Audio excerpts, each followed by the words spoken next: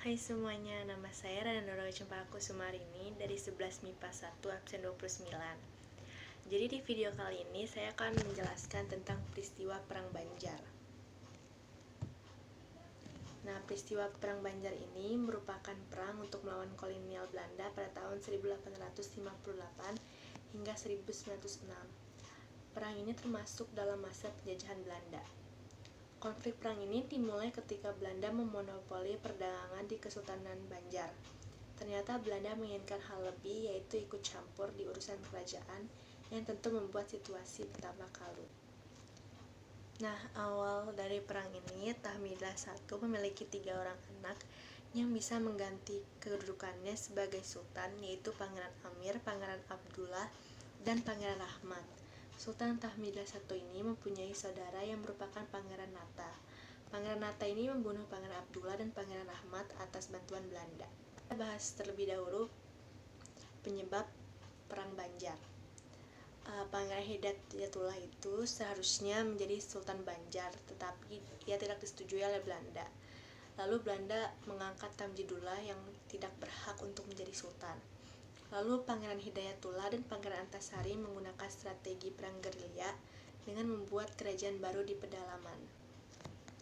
Nah, sekarang faktor-faktor perang Banjar. Ada 2 faktor, yaitu faktor ekonomi dan faktor politik. Nah, faktor ekonomi itu Belanda itu melakukan monopoli perdagangan lada, rotan, damar, emas, dan intan, dan itu sangat merugikan rakyat maupun pedagang. Yang kedua itu ada faktor politik. Nah, di faktor politik ini Belanda itu ikut campur urusan tahta kerajaan yang menimbulkan berbagai kemarahan rakyat. Seperti pada saat menentukan pengganti Sultan Adam, yang diangkat adalah Pangeran Tamjidullah yang disenangi oleh Belanda. Nah, sekarang kita ke jalannya Perang Banjar.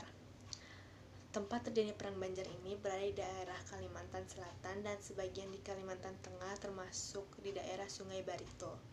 Perang pertama terjadi pada tanggal 18 April 1859 dengan menyerang pos Belanda di Martapura dan Pangaron.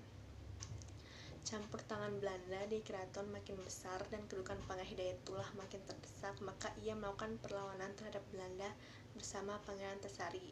Nah, Pangeran Antasari itu sepupunya.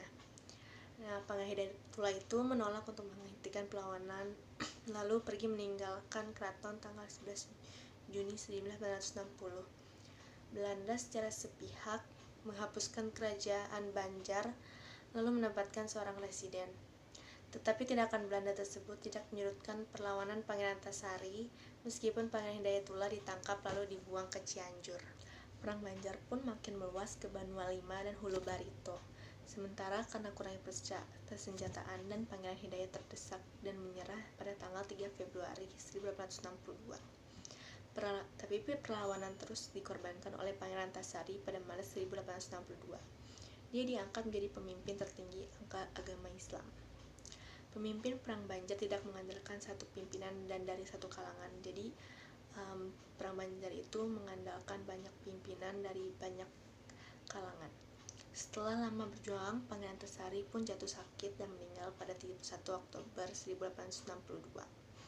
Perang dilanjutkan oleh anaknya, yaitu Gutsimatseman dengan pusat Hulu Barito 1905. Dengan runtuhnya benteng Merawing dan gugurnya Matseman, secara perlahan perlawanan rakyat Banjar pun melemah. Sekian dari saya, terima kasih.